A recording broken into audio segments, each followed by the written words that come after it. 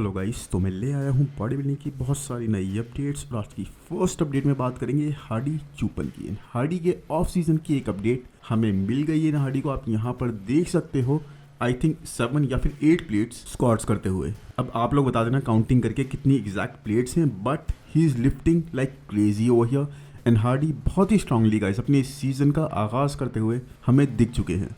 मतलब so damn heavy. And Hardy को पता है गाइस इस बार ही नीड्स टू कम इन बिगर। देखो last year it was more like हैनी ने हार्डी को प्रिपेयर करा था डेरेक को बीट करने के लिए, और हार्डी ने वो कर भी दिया। डेरेक को बीट करके सेकंड पर प्लेस हुए हार्डी चूपन, और डेरेक को प्रिपेयर करा था हार्डी को बीट करने के लिए। But no one guys, no one was actually preparing for Samson Dauda. And Samson Dauda side से कहीं से आए और टाइटल लेकर निकल गए। But now it's different. Criteria and requirements दोनों ही चीज़ें चेंज हो चुकी हैं। They need a mix of mass with aesthetics. Condition decent हो तब भी चलेगा, बहुत सुपर्बली कंडीशन एथलीट्स नहीं चाहिए। तो एस्थेटिक एक ऐसी चीज़ है जहाँ पर Hardy can not do much compared with Samson Dauda, but muscle mass guys. And yes, आप में से कई लोग बोलोगे कि हार्डी और बिगर नहीं हो सकते, उनका फ्रेम काफ़ी मैक्सिमाइज हो चुका है। बट टेक्निकली गाइस फ्रेम को देखते हुए आपकी बात सही है, बिल्कुल अग्री करने वाली है। But we all know guys हम हार्डी के बारे में बात करें और हार्डी चूपन ने आर्नोल्ड में क्या करा था। हार्डी ने अपने लेग्स को क्रेजीली ब्रॉटअप कर लिया था आर्नोल्ड क्लासिक में, जो किसी ने भी अपने राइट माइंड में होते हुए एक्सपेक्ट नहीं करा था हार्डी से। And we all know guys कि हार्डी मिस्टर ओलंपिया में आर्नोल्ड वाले पैकेज के साथ नहीं थे। He was lacking a bit, he was a bit smaller too. So even though guys normal scenario में साइज हम इतना ज़्यादा एक्सपेक्ट नहीं करेंगे किसी ऐसा एथलीट से जो कि बहुत लंबे टाइम से कम्पीट करता आ रहा हो, जो कि अपनी फिजिक को मैक्सिमम यूटिलाइज कर चुका हो, जिसके फिजिक में इतना ज़्यादा स्कोप ना दिखे। बट गाइस क्योंकि हम हार्डी की बात कर रहे हैं, आई हैव नो डाउट्स कि हार्डी मास अभी भी ऐड नहीं कर पाएंगे।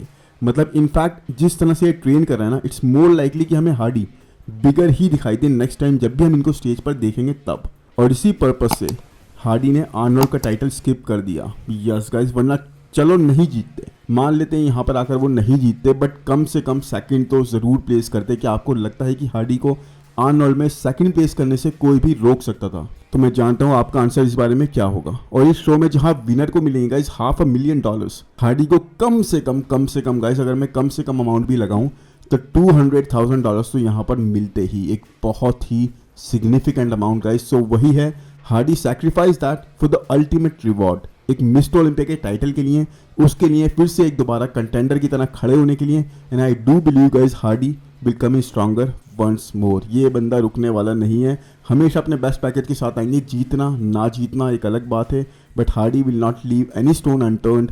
अपने बेस्ट पैकेज को फिर से स्टेज पर दिखाएंगे। जो लोग इनसे एक्सपेक्ट नहीं करते उनको फिर से दिखाएंगे कि भाई I am freaking Hadi Choopan. Does he win or not, that's a different story, but he will not bring any less than perfection this time. और इस बार क्योंकि टारगेट है सैमसन डॉडा, तो हार्डी एक बिगर फ्रेम के साथ ज़रूर दिखाई देंगे। एनीवेज, इसके बाद अगर बात करें गाइस नेक्स्ट अपडेट की, तो वो है वेस्ली विजर्स की। And Wesley Vissers versus Mike Sommerfeld is on guys. Arnold Classic में एक बहुत ज़बरदस्त बैटल हमें क्लासिक डिवीजन में भी देखने को मिलने वाली है। यस, वेस्ली ने अपनी 9 वीक्स आउट फिजिक अपडेट यहाँ पर शेयर कर दी है। एंड इट्स क्रेजी गाइस, मतलब इट्स टोटली क्रेजी कि 9 वीक्स आउट में इस तरह की कंडीशन के साथ वेस्ली हमें दिखाई दे रहे हैं। इतने ज़्यादा पील्ड हमें वेस्ली दिखाई दे रहे हैं और इस तरह के फाइबर्स ये अभी प्रेजेंट कर रहे हैं। And to be honest guys, यही फुलनेस चाहिए ऑन द स्टेज। यस, जो कि अभी इनके मसल्स होल्ड करते हुए दिखना है। मिस्टर ओलंपिया में स्ट्रेस की वजह से या किसी और रीज़न की वजह से वेस्ली फुलर साइड पे नहीं थे। He was not full enough, इतने फुल नहीं थे जितने कि आर्नोल्ड क्लासिक के स्टेज पर लास्ट टाइम हमें देखने को मिले थे। इसके बारे में स्टेफन किन्स और वेस्ली ने बाद में एक पॉडकास्ट वगैरह के अंदर बात भी करी कि बहुत ज़्यादा प्रमोशंस वगैरह में लगे हुए थे, प्लस स्ट्रेस वगैरह इनको काफ़ी ज़्यादा हो गया था, तो टाइम पे ये अपने मील नहीं ले पा रहे थे और इसी वजह से अपना फुलर पैकेज ये नहीं लेके आ पाए। Honestly guys, trust me, Wesley is one guy जिनको आप काउंट आउट नहीं करना चाहते। ही इज़ टोटली अनप्रेडिक्टेबल और मैं सच में देखना चाहता हूँ इनको आर्नोल्ड क्लासिक का टाइटल रिटेन करते हुए। प्लस हम सबको पता है कि वेस्ली की फिजिक उस गोल्डन एरा को, उस एक्सट्रीमली क्लासिक लुक को माइक से ज़्यादा रेप्लिकेट करते हैं। आर्नोल्ड से इमेंस टाइम, मल्टीपल टाइम्स इनको कई बार कई बड़ी स्टेजेस पे कंपेयर करा गया है। बट आर्नोल्ड की ही तरह गाइस इनके साथ भी एक लिमिटेशन है, वो है वेस्ली के लेग्स। वेस्ली के लेग्स भी आर डाउन साइज्ड। अब देखो, जो रेगुलर व्यूअर्स नहीं होंगे ना, जो बिल्कुल टाइम टू टाइम देखते हैं, हमेशा नहीं देखते, वो बोलेंगे आर्नोल्ड के लेग्स स्मॉल बोल रहे हैं। मतलब पता ही नहीं इनको कुछ। लेकिन जो रेगुलर व्यूअर होंगे, जो सीजनल व्यूअर्स नहीं होंगे, जो स्पोर्ट को, जो नॉलेज को फेवरेटिज्म से ऊपर रखते हैं, वो लोग समझ जाएंगे यहाँ पर मैं किस बारे में बात कर रहा हूँ। आर्नोल्ड के लेग्स उनकी अपर बॉडी को मैच नहीं करते थे। एनीवेज, वेस्ली का upper half is nuts guys, मतलब ज़बरदस्त है upper half. Just legs are the piece of the puzzle जो मैं चाहता हूँ कभी ना कभी ये फिक्स ज़रूर कर लें। वेस्ली को बहुत ज़्यादा क्रेडिट होने की भी ज़रूरत नहीं है, ज़रूरत से ज़्यादा, क्योंकि देखो लास्ट ईयर के आर्नोल्ड क्लासिक को जीतने के बाद वेस्ली ने बताया था कि हमेशा उनका टारगेट ये रहता है कि लास्ट टाइम के शो से ज़्यादा पील आए, ज़्यादा क्रेडिट आए, और इसीलिए 1 से 1.5 वीक 2 वीक ये और ज़्यादा अपने प्रेप को जारी रखते हैं। तो यही चीज़ उन्होंने मिस्टर ओलंपिया में करी, और इसी वजह से ज़्यादा पील होने की वजह से कहीं ना कहीं फुलनेस इन्होंने लैग कर दी, लूज़ कर दी। और अब यहाँ पर भी अगर ये वही चीज़ करते हैं, बिकॉज देखो 9 वीक्स आउट की इस अपडेट के अंदर कितने ज़्यादा पील ये ऑलरेडी दिखाई दे रहे हो। इसको अगर एक्सट्रीम लेवल तक ये पुश करेंगे तो उतने बिगर और फुलर साइड पे इनके मसल्स नहीं दिखाई देंगे, और वहाँ पर कहीं ना कहीं इनको एक बहुत बड़ा डिसएडवांटेज हो जाएगा। तो वही है गाइस, इनको कुछ डेफिनेशन अपनी फुलनेस के लिए सैक्रिफाइस कर देनी चाहिए, इतना ज़्यादा कंडीशन और थ्रेड्स के पीछे नहीं जाना चाहिए। वेस्ली को अपने सिर्फ लेग्स को प्रपोर्शंस में करना है, अपर बॉडी की, और अगर ये थ्रेड्स के पीछे ज़्यादा गए तो लेग्स ही इनके सबसे पहले वो फुलनेस लूज़ करेंगे, और फिर वही हो जाएगा गाइस जो कि हमने मिस्टर ओलंपिया में देखा। क्योंकि even though guys Mike is much smaller, but on paper guys वो सबसे बड़ी थ्रेट है यहाँ पे आर्नो क्लासिक के टाइटल के लिए, वेस्ली के लिए।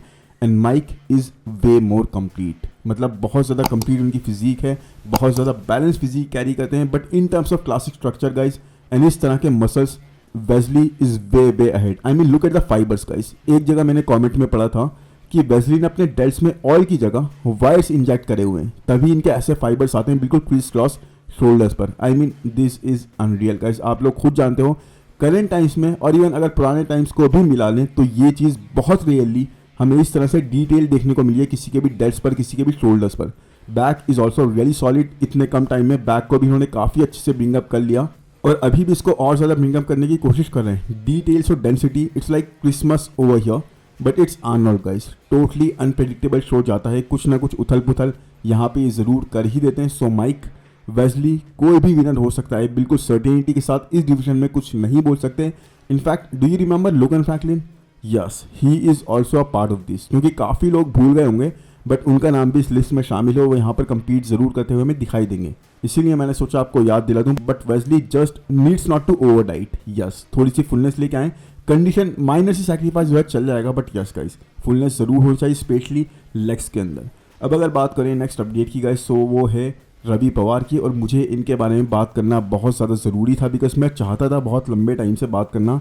I really did not have any idea about him, but जब मैंने इनकी फिजिक देखी आई वॉज लाइक डैम। मतलब अभी ये इसी वीकेंड को प्रो टर्न हुए थे, उसके साथ प्रो शो जो इन्होंने फर्स्ट कम्पीट करा उसके अंदर ही 4th प्लेस अपने नाम कर ली। एंड वाई वुडंट ही, मतलब इस शो के आई थिंक अगर मैं ब्रेकआउट स्टार की बात करूँ तो वो थे Ravi Pawar. I definitely believe कि आई ऑनेस्टली कैन से कि this is a gem physique guys, बहुत ही amazing physique, a physique that is actually हर एक क्राइटेरिया को हिट करी है मेंस फिजिक डिवीजन के, वो भी सब एक बिल्कुल सॉलिड मार्क के साथ। सिमेट्री देख लो ज़बरदस्त आ रही है, प्रपोर्शंस देख लो बहुत ही ज़्यादा बैलेंस्ड, एक solid shoulder to waist ratio, and on top of that guys conditioning, crazy crispy conditioning ये लेकर आते स्टेज पर, क्रेजी कंडीशनिंग गाइस। मतलब मज़ा आ गया इनकी कंडीशन को देखकर यहाँ पर, एक बहुत ही ज़बरदस्त फिजिक। अब मैं ये तो नहीं बोलूँगा कि इनको इसके ऊपर प्लेस करना चाहिए था या इनकी प्लेसिंग सही थी गलत थी, मैं इस बारे में कुछ भी नहीं बोलूँगा, क्योंकि कई लोग ऑफेंड हो जाते हैं जो कि अपने फेवरेटिज्म के आगे नहीं देखते। मैं सिर्फ यही बोलूँगा कि एक एक्चुअल में ऐसी फिजिक है जो बहुत ही ज़्यादा मुझे कंप्लीट लगी, और ऐसी लगी कि बाहर के प्रोस के साथ स्टैंड कर सकते हैं टो टू टो, वो भी बहुत ही स्ट्रांगली। इवन बैक देखो यहाँ पे गाइस, बहुत ज़्यादा सॉलिड प्रेजेंटेशन कमाल की थी, पोजिंग बहुत अच्छी थी, और बैक अपने फर्स्ट प्रो शो के हिसाब से बहुत ही ज़बरदस्त डेवलप थी। And it was just the beginning for Ravi Pawar. Yes guys, सिर्फ ये एक शुरुआत है, अभी देखो थोड़े ही टाइम में और कितनी ज़्यादा इंप्रूवमेंट्स ये कर लेंगे। I really can see him going to the bigger stage really soon, cause physique कहीं से भी लैग करती हुई नहीं दिख रही।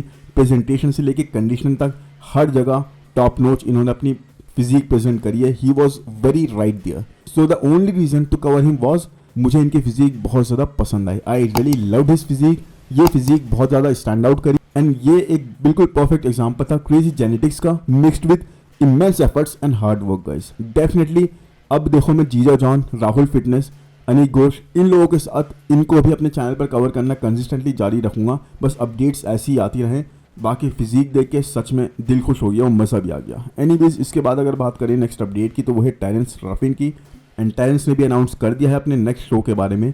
यस गाइस, क्योंकि टेरेंस का ऑफ सीजन अब ऑलमोस्ट कंप्लीट हो चुका है and he'll be competing in Detroit pro in March somewhere, यानी कि बीच में होगा आई थिंक मार्च के, वहाँ पर ही हमें compete करते हुए दिखेंगे। तो बहुत जल्दी आई बिलीव नेक्स्ट वीक के या सेकंड वीक के बाद से ये अपनी प्रेप स्टार्ट करने वाले हैं। टेरेंस इस वक्त ऑपरेट कर रहे हैं अपने हैवीएस्ट वेट पर, जो कि 212 पाउंड्स यानी कि 212 पाउंड्स के आसपास ये ऑपरेट करते हुए दिख रहे हैं इस वक्त। And he had the maximum space muscle mass put on करने की और उसको पूरी तरह से यूटिलाइज करा, पूरी तरह से इंप्रूवमेंट्स करी।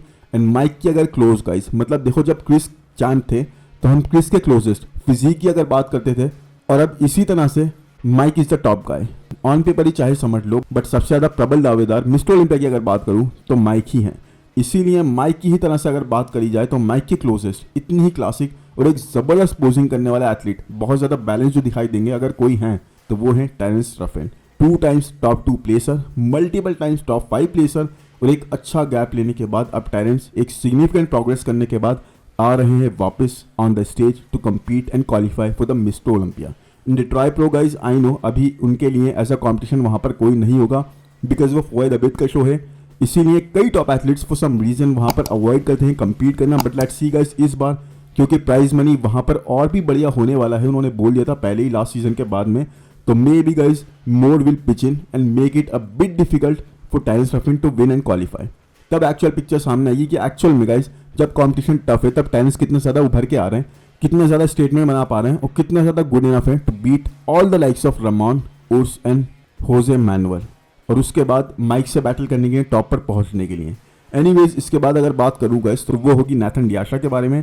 एंड नाथन ने भी अपना नाम दे दिया है गाइस पिट्सबर्ग प्रो की लिस्ट में। Yes guys, and it's going to be an all out war in Pittsburgh pro. Yes, first time open division वहाँ पे कम्पीट करेगा और नाम देखो अभी ही कितने ज़्यादा निकल के आ गए, मतलब 3-4 महीने हैं उस शो के अंदर अभी, उससे पहले ही यहाँ पे नाम आ गया निक वॉकर का, मार्टिन फिट्जवाटर का, गुडविटो का और अब नाथन डियाशा का। I don't know how many more names are going to come up to compete in this show, but बहुत ज़्यादा वॉर जैसा मज़ा आएगा इस शो के अंदर। आई थिंक निक एंड गुडविटो बहुत ही इंटरेस्टिंग मैचअप होगा यहाँ पे। अगर मैं अब यहाँ नाथन की फिजिक के बारे में बात करूँ तो Nathan got a super long torso, जो कि बहुत ज़्यादा साइड से भी निकलता हुआ दिखता है और बहुत ज़्यादा देखो यहाँ पे बबल गट टाइप दिख रहा है। वैसे ये ऑफ सीजन में है, लेकिन हाँ इनके साथ ये इशू आता है बिकॉज टोर्सो भी इनका काफ़ी ज़्यादा लॉन्ग है, लेग्स उतने ज़्यादा बिगर साइड पे नहीं है, तो इसीलिए कहीं ना कहीं मुझे लगता है थोड़ा सा इतने बड़े बड़े एथलीट्स के सामने ये लैग करते हुए दिखेंगे। बट कंडीशन के मामले में Nathan is always spot on, तो इसीलिए मुझे लगता है कहीं ना कहीं अगर किसी ने माइनर से भी कमी छोड़ दी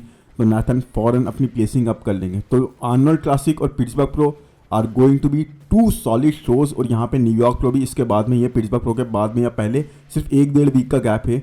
तो देखो जितने एथलीट्स यहाँ पे कम्पीट करेंगे हो सकता है वहाँ पर भी उतर जाएं, तो ये सीज़न ना पूरा पैक जाने वाला है। हर एक एथलीट के लिए बहुत मुश्किल होगा और बिल्कुल परफेक्शन पे आना होगा अगर उसको जीतना है और क्वालिफाई करना है। इवन परफेक्शन पे आने के बाद भी अगर दूसरे की फिजिक अपनी परफेक्शन के साथ आपसे बेटर लगती है तो आपके लिए चांसेस और ज़्यादा कम हो जाएंगे। एनीवेज, इसके बाद बात करें नेक्स्ट अपडेट की तो वो है टोनियो बर्टन की। एंड फाइनली गाइस, टोनियो की एक अमेजिंग अपडेट हमें देखने को मिल रही है, जहाँ पर ये अपने off season, proper off season वाले बल्कि मोड पर नहीं बल्कि काफ़ी ज़्यादा टाइटर दिखाई दे रहे हैं compare to his last few updates. तो आई गेस टोनियो अब ऑफ सीजन कंप्लीट कर चुके हैं। एंड यस, यहाँ पर ये काफ़ी ज़्यादा बिगर साइड पे दिख रहे हैं। कैप्शन में टोनियो बोलते भी हैं कि कुछ लोग मुझसे बोलते थे कि मैं उनको नहीं हरा सकता क्योंकि मैं 212 डिवीजन का लगता हूँ, बट नोप गाइस, अब इन अपडेट्स के अंदर 212 के तो टोनियो यहाँ पर नहीं लग रहे हैं। Arms are looking much bigger, shoulders are likely really big, chest यहाँ पर काफ़ी ज़्यादा वॉल्यूम प्रेजेंट कर रहा है और अच्छा शेप तो टोनियो हमेशा ही मेंटेन करते ही हैं। बट ये अभी भी गाइस कहना मुश्किल है कि प्रेप के दौरान कट करते टाइम ये कितना इसे रिटेन कर पाते हैं, और इंडिविजुअली की बात अलग है, बट सबके सामने सबके साथ में खड़े हुए how much bigger he can appear, that is something which is going to actually make some difference, जहाँ पर हमें एक्चुअली में पता लगेगा कि इनकी फिजिक कितनी ज़्यादा इंप्रूवमेंट्स कर चुकी है, कितना ज़्यादा साइज ऐड कर चुकी है और कहाँ पर ये स्टैंड कर पा रहे हैं। लेट्स सी टोनियो कौन सा शो पिक करेंगे, बट पिट्सबर्ग प्रो हो, न्यूयॉर्क प्रो हो या फिर डिट्रॉय प्रो, वहाँ पर जैसा कॉम्पिटिशन इस साल हमें होता हुआ दिख रहा है, जैसे जैसे एथलीट्स हमें नाम देते हुए दिख रहे हैं, it is going to be much tougher for Tonio to win. अगर वो अपना नाम इन लिस्ट में देते हैं, he should pick the show very smartly guys, क्योंकि आप देखो एक ऑफ सीजन के बाद, एक लंबे टाइम के गैप के बाद, मिस्टर ओलंपिया में क्वालिफाई होने के बाद भी स्किप करने के बाद जब वापस आ रहे हो उसके बाद अगर आप 4th 5th प्लेस कर गए किसी शो में अपने पहले ही शो में, तो आपके लिए बहुत ही ज़्यादा आपका मनोबल तोड़ देने वाली चीज़ होगी। इसीलिए एक स्मार्टली इनको शो पिक करना चाहिए, जहाँ पर अगर ये जीते नहीं तब भी सेकंड प्लेस है तो ज़रूर बन ही जाए। तो that is going to be really really good for Tony Oberton. Physique अच्छी लग रही है, बैक ऑलरेडी बहुत एक स्ट्रॉन्ग सूट है इनका, लेकिन गाइज वही बात है, दूसरों के सामने कैसे दिखते हैं वही मैटर करेगा। क्योंकि लास्ट ईयर के न्यूयॉर्क प्रो में मार्टिन और निक के सामने पूरी तरह से एक्सपोज हो गए थे, कोई इनकी बात कर ही नहीं रहा था। Anyways I really hope guys ये वीडियो आपको पसंद आया होगा। पसंद आया है तो प्लीज़ लाइक कर दो यार, चैनल को सब्सक्राइब कर दो, नोटिफिकेशन बेल को दबा दो और कमेंट सेक्शन में बताना बिल्कुल ना भूलना कि अपडेट्स कैसी लगी और किसकी अपडेट्स आप मुझे कवर करते हुए देखना चाहते हो। बाकी मिलते हैं यार नेक्स्ट वीडियो में, एंजॉय करो, थैंक यू, बाय बाय।